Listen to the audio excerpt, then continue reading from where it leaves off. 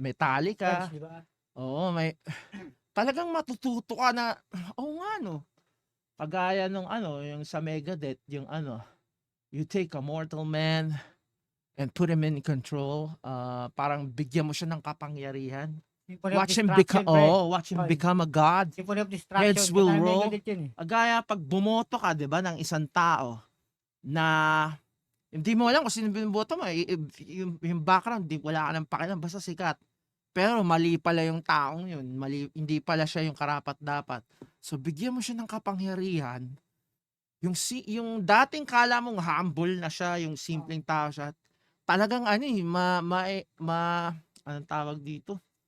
Mag-iiba talaga siya, So, eh. once I mean, na yung he tao will kasi, morph into that power that you become, and then he will become, not a better person, siguro, pero more on, aggression, parang he will take it, as to become like, uh, aggressively to parang to command everyone, yun parang ang gano'n. mangyayari yan, pre.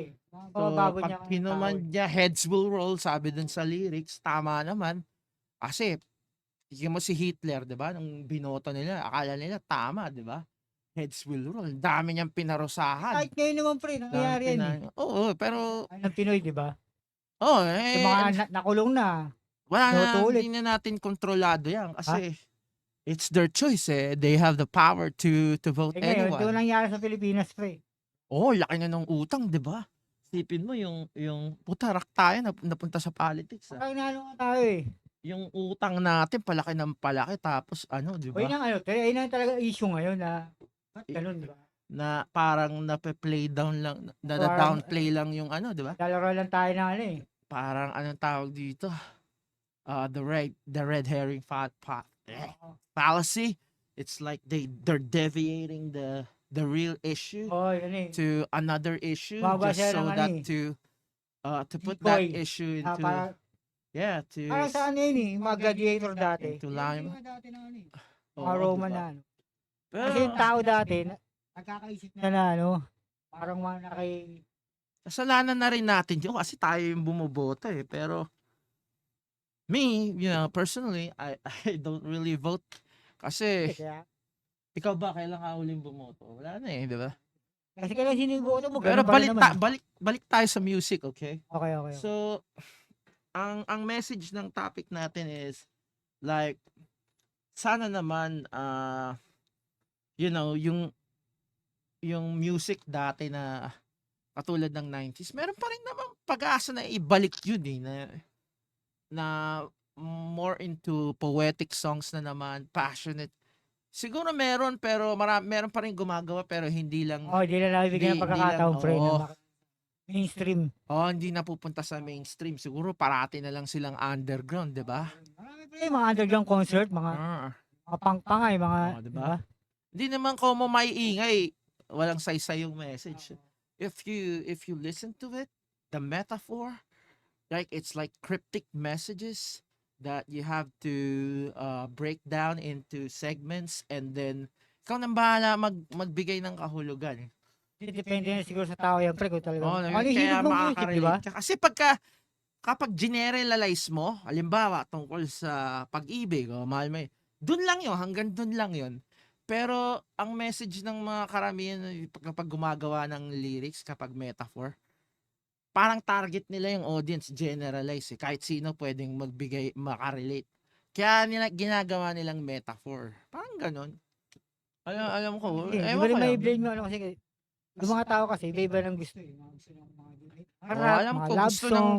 ng mga Pinoy na sobrang Oo. saya, laging masaya, Ano, laging ano, kaya nga sabi ni Jamir dati, nakita ko sa video niya, sabi niya, parang hindi pa nagkakaroon ng yung parang iba yung music na, yan, new metal, sabi, we'll see about it, sabi niya.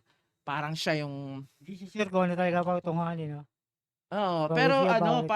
parang dinadoubt siya na hindi, kasi yung rock scene noon parang makamasa, eh. Oo. Makamasa na parang alternative na gano'n na We'll see about it. Pero may mga underground na nun na kagaya ng mga kung nakikinig ka ng LA, malulupit na rin. Kaso Oo. hindi nabibigyan niya, hindi napupunta sa mainstream. So siya, 'di ba, nung nagsimula niya yung Slapshot, napunta sila sa mainstream. Ibig sabihin, kinaya niya, 'di ba? Hindi Kahit kasi papaano nakasurvive siya pre. oo, Kasi yung mga time tsaka na yun pre, yung mga ano, pinipirata na eh. tsaka Music industry niyan. tsaka yung mga Pinipirata na. naghahari nun, 'di ba? Yung mga alternative na parang masasaya, happy, happy. Di ano, kumbaga pang ano talaga radio friendly. Radio Mga radio friendly friendly. yung dating. Siya parang yun, yung new metal Noise, no? days, Noise ang dating. binigyan New na metal, no? napunta na sa yung mga ganong aggression napunta na sa mainstream, 'di ba?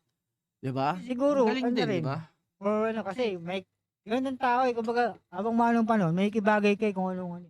Oo, oo, parang change. Itong, Pero ngayon itong uso parang ngayon, bumabalik na naman, 'di ba? Parang pabalik na naman sa kung ano yung ano, pero mas malala ngayon kasi talagang yung lang, yung mga, di minsan ba? mga nonsense na ano, yung pang ano eh. Oo, di ba? Yung mga sa Mga kung TikTok, ano di yung ba? mga, may tulong sa Wala society na. ng mga ano, mga video na ano. Oo, Wala, kasi hindi bigyan ng pansin eh. kasi alam mo ako pare, kaya ako napunta sa call center dati.